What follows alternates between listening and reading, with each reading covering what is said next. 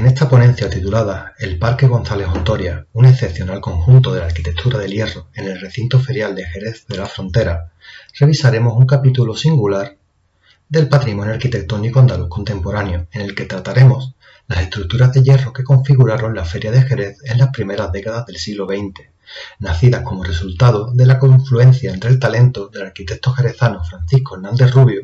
responsable de su diseño y concepción, y la maestría técnica de algunas de las principales fundiciones de hierro sevillanas encargadas de su ejecución. La actual Feria del Caballo de Jerez, denominación que adoptó a partir del año 1968, tiene su origen remoto en la Baja Edad Media, tras la conquista castellana de la ciudad en 1264, cuando el rey Alfonso X concedió el privilegio de celebrar dos ferias anuales, una en primavera y otra en verano. La de primavera, durante la Edad Moderna, se fue asentando en los terrenos del Arenal y Arrabal del Alcázar. A principios del siglo XIX había quedado consolidada su celebración a principios de mayo en la alameda formada en los exteriores del Alcázar, y allí permaneció hasta 1868, cuando fue trasladada a los llanos de Caolina, a unos 4 kilómetros a las afueras de la ciudad. A finales del XIX surgió la necesidad de un nuevo traslado y acercamiento a la urbe. Tras varios proyectos que quedaron sin ejecutar,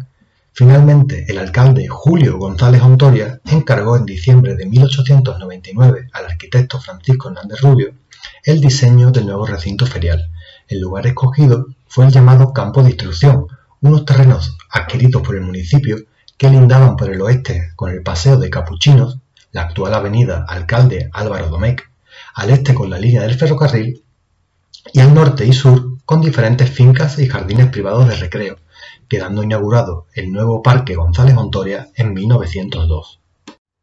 En el espacio resultante, el arquitecto concibió un conjunto artístico de primer nivel, aunando el paisajismo y la arquitectura modernista con el mundo festivo y el ámbito comercial de la feria de ganados.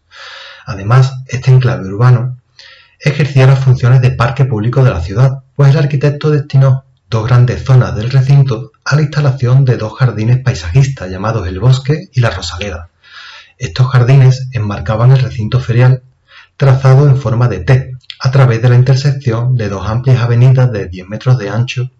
con paseos para caballos y carruajes, flanqueadas por dos andenes peatonales de 4 metros de ancho, donde se situaban una serie de casetas permanentes diseñadas por el propio Hernández Rubio. En los extremos de la T se abrían los accesos principales al recinto, uno al oeste, en el Paseo de las Palmeras, entre los jardines del Bosque y la Rosaleda, y otros dos al norte y sur, que daban paso a la calle Real, actual calle Lola Flores. Por último, estableció un amplio mercado ganadero en dirección a la vía del ferrocarril, al este, dotado con abrevaderos y zonas para la exposición y venta de animales y maquinaria agrícola. Francisco Hernández Rubio y Gómez fue uno de los creadores más sobresalientes del panorama andaluz del fin de siglo y de principios del siglo XX. Diseñó más de 1200 obras, evolucionando del historicismo al racionalismo, siendo un excelente interiorista y decorador. En la Academia de San Fernando fue auxiliar de Ricardo Velázquez Bosco y de Francisco de Cubas, titulándose en 1889 como el primero de su promoción. En 1900 visitó la Exposición Universal de París, abriéndole un mundo de ideas que le marcarían durante su etapa modernista y que plasmaría en este recinto ferial de Jerez de la Frontera. El conjunto de casetas diseñadas por Hernández Rubio fueron inauguradas en 1903. En ellas, el arquitecto supo crear un conjunto arquitectónico homogéneo para la Feria de Jerez, donde el uso del hierro le permitió desarrollar unas estructuras diáfanas y etéreas con una elegante y sutil decoración que se mueve entre el eclecticismo y el modernismo, inspirado en lo vegetal y lo oriental, fusionándose con el espacio festivo de los paseos arbolados del ferial. Todas las casetas se alzaban sobre un basamento de fábrica y quedaban rodeadas por barandillas de fundición, teniendo al menos una escalinata frontal de acceso abierta al paseo de la feria. Únicamente vamos a detenernos en las casetas que existen a día de hoy, pues aunque el conjunto ha sido estudiado en numerosas publicaciones, nada se sabía sobre la procedencia de las estructuras. Gracias al trabajo de campo hemos podido identificar que las antiguas casetas del Casino Jerezano y Casino Nacional fueron fabricadas por fundiciones sevillanas. El resto de templetes diseñados por Francisco Hernández Rubio fueron desapareciendo en las sucesivas reformas del Parque González Ontoria, la primera de ellas acometida por el propio arquitecto jerezano en 1929 y la más radical, la efectuada en la década de 1980, la que le confirió al recinto su apariencia actual. La antigua caseta del Casino Jerezano, hoy caseta municipal, se situaba en la calle Real, a la izquierda de la desaparecida caseta del Ayuntamiento. Esta tienda metálica forma en planta un octógono alargado. Su esqueleto metálico se sustenta sobre 18 columnas de fundición, en cuyos pedestales, decorados con elementos geométricos circulares,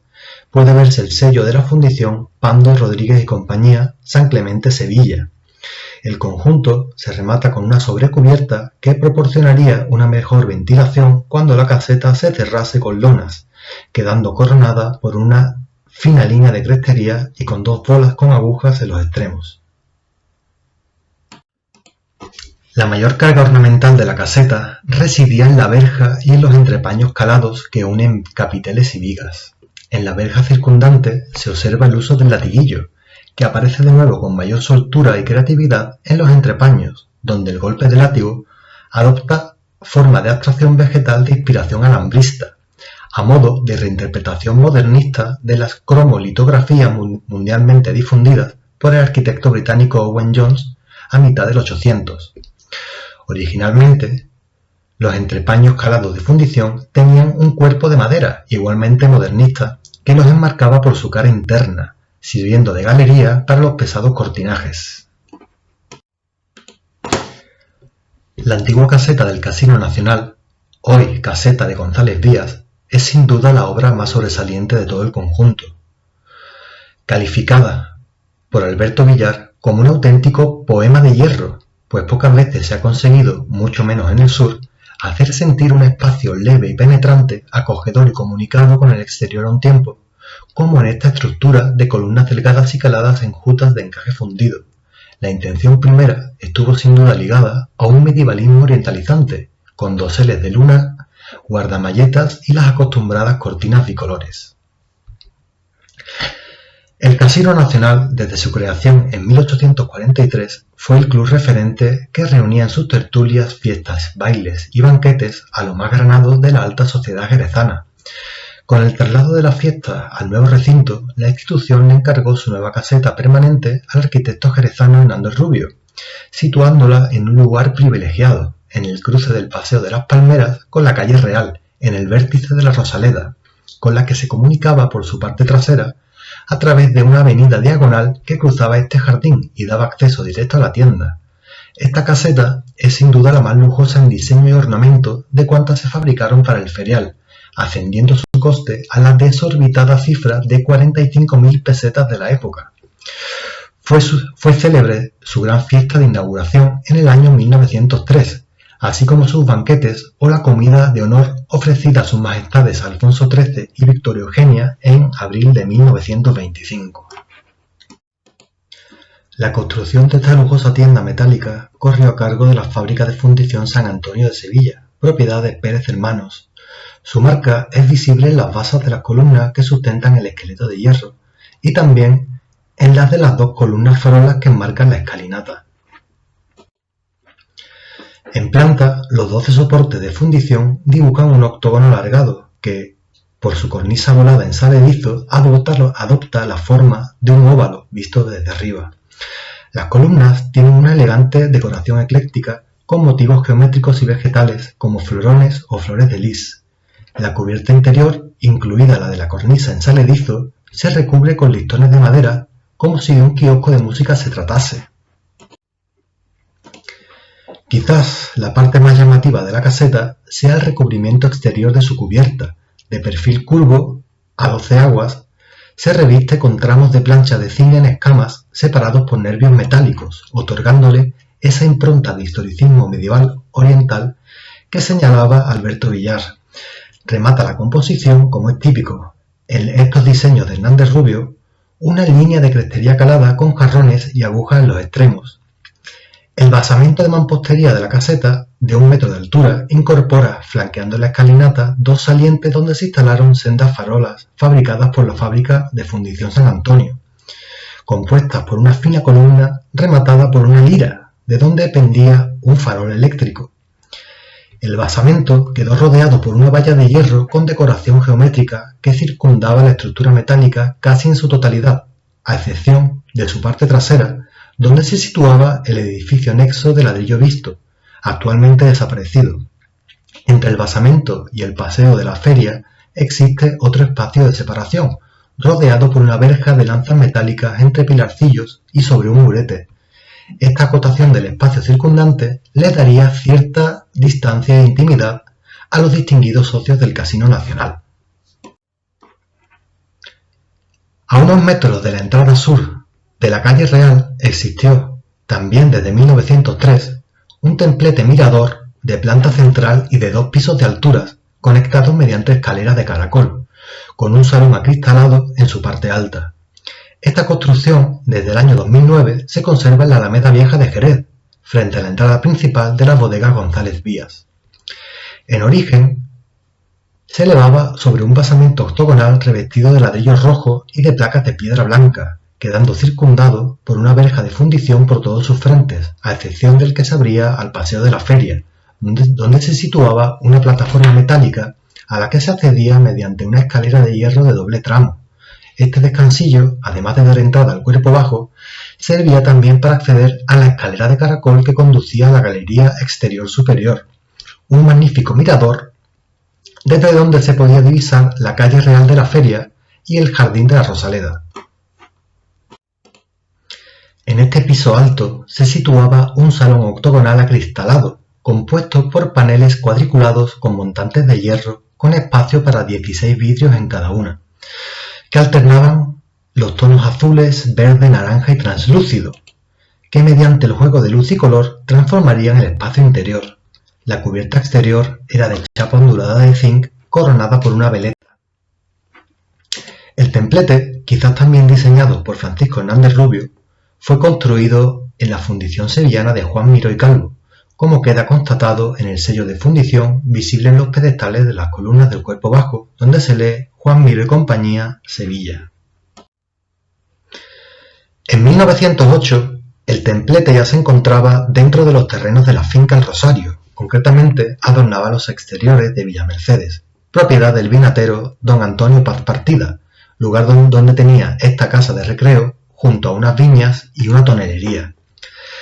Nada queda hoy de este lugar a excepción de la portada de ingreso situada en la antigua calle de Santo Domingo, hoy Comandante Paz Varela,